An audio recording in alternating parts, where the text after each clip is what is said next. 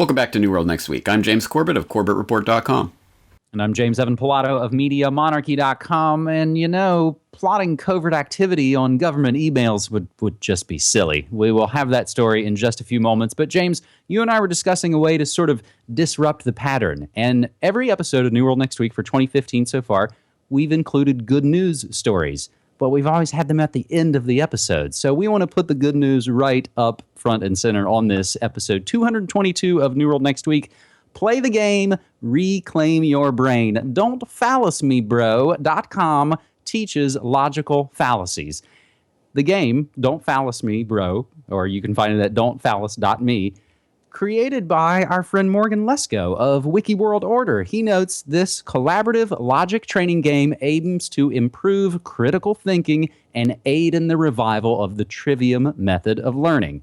So you can explore, participate, support independent and constructive sources of news, research, and entertainment. And James, I was just actually, I just found out about this site, and it's a great bit of fun. I spent the previous half hour kind of playing around on it and messaged Morgan about the creation of this website, and he noted actually that it's still in beta. They're already working on updates for redesign, and noted, much like wikis and open source material, the more people get involved and the more people add their own examples, and we'll get into it here in just a second. Like anything, the better it's going to be because more people are involved. So, James, I'm going to put you on the spot and make you play a little round of Don't Phallus Me Bro. So here we go. Either you are with us or you are with the terrorists.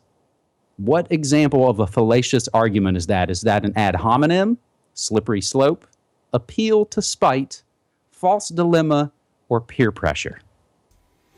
James? I'm going to go with false dilemma.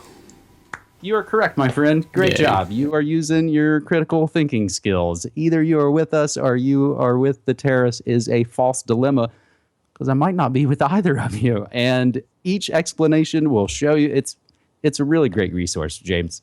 Or you might be the terrorist, so yeah. In the case of Bush, yeah, no, excellent resource. This is a great idea, and just one of those wonderful ideas that people come up with that can help to spread some of this this learning and information in a fun and engaging way. And again, as you said, the more people who participate in this and send in their own examples, the better the site will be. So please do check it out. Don'tfallacy.me. Like you, I just found it myself today, so it's I'm just playing around and trying some of the example questions, and I think it's a great way to sharpen your critical thinking skills. And let's put it in the perspective that it deserves to be put in. Just because an argument is fallacious does not mean its conclusion is either correct or incorrect. It doesn't say anything about that. It just says that we can't believe an argument that is fallacious on the basis of that argument alone. So let's sharpen up our critical thinking skills and see if we can put it to some use. And I love examples like that one that you just cited, because they are real world examples that we have all heard. And these are big, glaring, fallacious arguments that have been shoved in our face for the last decade or century or whatever. And it's time to start deconstructing them. And this is a fun way to do it. So, James, as we've been discussing good news, not only through 2015, but in months and years past here on New World Next Week, we sort of created the new hashtag Good News Next Week. And folks use that to submit story ideas. So a couple of other good news we want to make note of, as we've not been here for the last 2 weeks. Marijuana sniffing dogs out in Oregon as marijuana legalization kicks in. There's a dramatic drop in law enforcement interest, at least in Michigan. New glasses make you invisible to facial recognition software, and independents now outnumber both Democrats and Republicans in 44 out of 50 states. So those are our little bit of good news notes, and I think that last one about independents and the Democans leads us into our second story this week, and that's Hillary's email gate could expose the Clinton Foundation. Follow the money. That's the apocryphal phrase attributed to Watergate whistleblower Deep Throat, and that explains why the biggest threat to Hillary Rodham Clinton's presidential dreams is not her emails. It's the Clinton Foundation. That's where the money is, the corporate money, the foreign money, the gobs of money sloshing around in vanity charities that could actually be renamed Clinton Conflicts of Interest Foundation. So what about the emails? Hillary's secret communications cache is a bombshell deserving of full disclosure because of her assault on government transparency and electronic security. But its greatest relevancy is what the emails might reveal about any nexus between Clinton's work at state and donations to the Bill, Hillary, and Chelsea Clinton Foundation from U.S. corporations and foreign nations. So under fire, old Billy Boy said his namesake charity has, quote, done a lot more good than harm, which is hardly a ringing endorsement. One of his longest-serving advisors, a person who had worked directly for the foundation, told the National Journal, the long-time whispers of pay-to-play are going to become shouts.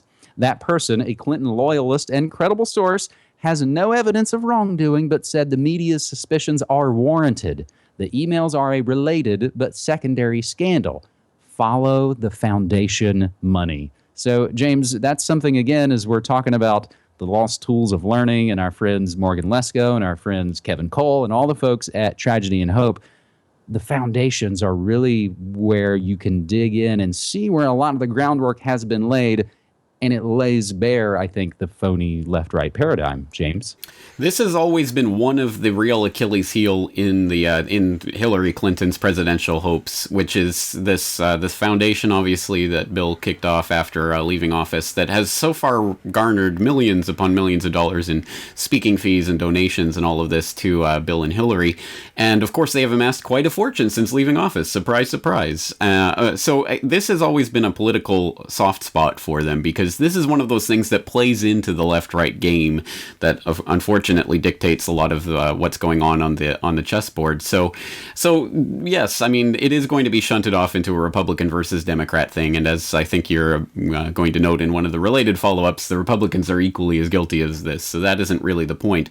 But again, in any universe approximating actual political reality, this would be something that would scuttle Hillary's chances at getting the presidency. I mean, what she did with the emails is ridiculous. It is flagrantly illegal. It's black and white. There's no two ways about it. What she did was illegal. She herself deleted 32,000 emails saying, "Oh, they were personal emails. Trust me."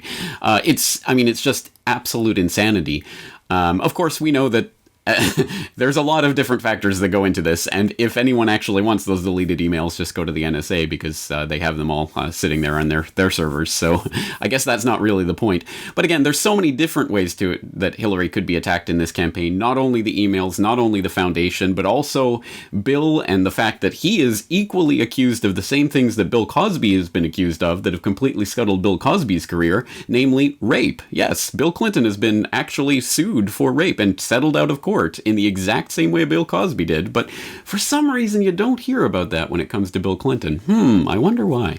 So, again, I mean, this is going to be played into a left-right political game, and I imagine Hillary has a couple of defenses. One is going to be, oh, it's just the Republicans trying to attack me because I'm a Democrat. The other is, oh, it's just misogynists trying to attack me because I'm a woman. And that card has already been pulled by some of Hillary's supporters. So we're going to see a lot more of that as her campaign continues to shape up. And I'm not looking forward to any of this. I don't want to cover any of this because it is so just depressing to see this kind of political shenanigan garbage continuing to play out. But it is important that we press this home for the people still locked in that matrix, to at least get them to start questioning, hey, how come Bill and Hillary have been using their political connections and political power to garner donations for their foundation, and the best defense they can come up with is, it's done a lot more good than harm, honest. Oh, it's just pathetic, disgusting. Please check out my podcast on the Clintons to find out more of the dirt that's hiding in their closet, and let's hope that this scuttles any chance Hillary has for becoming president. So, James, yes, as you referenced, we will include the flashback link to the Bush White House email controversy from 2007. That's where it was discovered that, yes, indeed, they were running their own private email server, and it all came out after they had fired attorney generals. If that may ring some sort of bell for folks back in 2007. Another note to make, James, just as so much of it does play out on the sort of phony media stage, and we sort of act out these dramas and things. I think sometimes it's really interesting on an esoteric level how some of these things are presented and shown. In a lot of ways, you can look at it and go, well, I don't care what they say. I want to look at what they do.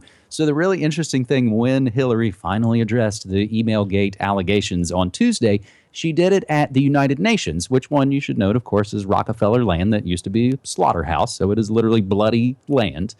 And she comes out and gives this crazy press conference with 100 reporters, and she does it in front of Picasso's famous painting, Guernica, the one that depicts the fascist bombing of the Basque village during the Spanish Civil War. Really strange, I think, interesting kind of scenes being played out for us on a lot of different levels there, James. If you don't have any other comments on that, we'll move along to our third and final story this week as we say, hello, Barbie. Goodbye, privacy, as creepy new doll spies on your child. And we've got links to Christian Science Monitor going into this story, but we'll just take it from USA Today. High-tech talking Barbie, a bad idea. Barbie the doll is about to become Barbie the techno-conversationalist. And one livid consumer advocacy group says, for the sake of the kids, Mattel must quash the new toy before it hits the shelves for the holidays. Hello Barbie is a $74.99 Wi-Fi connected doll that uses a microphone embedded in Barbie's belt buckle to record children's voices and transmit them to cloud servers where they'll be stored for up to 2 years. Mattel's tech partner, Toy Talk, leverages speech recognition with pre-programmed responses to keywords or phrases so that kids can feel like Barbie is responding to them. Now, comments aside of lonely kids with no family or parents paying attention to them, they're begging for a doll to act like it's interacting with them. But Mattel says it's simply doing what kids have been asking it to do for years. Quote, the number one request we receive from girls globally is to have a conversation with Barbie. And with Hello Barbie, we're making that request a reality, says Stephanie Coda, Mattel's senior vice president of global blah blah. What's more, for kids to use the techno doll, parents must sign on and ultimately will have access to their kids' recorded conversations, we swear. But Wednesday, officials at Campaign for a Commercial-Free Childhood, the aforementioned advocacy group, posted a petition on their site demanding that Mattel abandon the project. Quote, this is really about Mattel eavesdropping on a child's heart and soul and the most intimate things about their lives, said Susan Lin, executive director of the group. The real problem, says Lynn, is that Mattel will now have the ability to listen in on kids at play, saying, quote, it's corporate surveillance in the home and exploitation where kids are most vulnerable around creative play, end quote. Now, James, I could go into entire Simpsons episodes that have been done about this, where evil toy companies use, fake schools and toys that surveil them to sell things back to them. You could go into any of these numbers of directions. You and I have talked about the elf on the shelf, this sort of new neo-holiday tradition where an elf spies on your children through a video camera, and it's all fun and games. But there was also a story, James, and I thought you and I covered it here on New World Next Week, but I found it in my own Media Monarchy archives, and it goes back to December of 2010. Barbie Video Girl in FBI crosshairs. There was a doll, and it was around the same amount of money. It had a great camera. It actually had a camera that almost rivaled some of the other sort of prosumer Canon 7Ds and some of these other kind of mid to high level end cameras. But back in 2010, the feds were warning, oh my God, this Barbie video camera might be used for pedos and child pornography. They'll lure kids in. And they sort of used the what about the children kind of angle. Now, 5 years later, and whether we're talking about the NSA has all your communications anyway, hell, whatever. Get your kid a doll that spies on them and records all their voices. What could possibly go wrong, James? Oh, yeah. What could possibly go wrong? I really hope that we don't need to tell our regular viewers and listeners that you should not buy this doll for your boy or girl. It's ridiculous. It's insane. It's not just the corporate surveillance, which is creepy enough and bad enough, and they're basically trying to sell things back to your kids. But as we know, any data passing through the internet, especially in the United States, is being tapped by the NSA. It is being cataloged and databased and tracked and surveilled and fed into the sentient world simulation in the bowels of the Pentagon with DARPA, creating, fake avatars of actual human beings so that they can predict your behavior and all of the creepy stuff that we know is going on with all of the data passing through the internet. Please do not make your child into just another test subject for the NSA and DARPA and all of these people to get their hands on that data. So obviously, please do not buy this toy or support it in any way. But it is, I hope people understand that when we cover stories like this, it is creating a bigger and bigger picture of what is going on behind the scenes that really is an attempt to capture all of the data about all of us and put it into all of these crazy ideas they have for actually predicting human behavior and all of these different algorithms that they're working on, that they need enormous amounts of data to harvest. And for I think a good article to put that in perspective for people is one that was recently written by John Whitehead called How DNA is Turning Us into a Nation of Suspects. That starts off with a very good encapsulation with a lot of hyperlinks talking about the ways that the government can know what you read, what you do, what you say. They can predict what you will do. They will soon know what you remember because of brain scanning technologies. All of that creepy Orwellian stuff really is happening right now. And now add DNA to that list, and it's even more comprehensive, the things that can be found out about you. So don't feed your data to them with unthinkingly, and please don't support it by buying these types of toys for your children.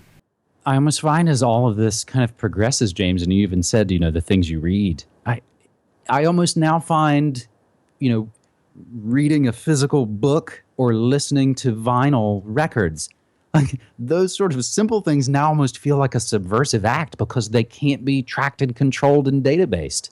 Like, you guys don't know what book I'm reading and plowing through and loving right now. I mean, might spy in some other ways, but in some, you have to sort of look at it and go, okay, things have gone too far and I don't want to continue this for myself.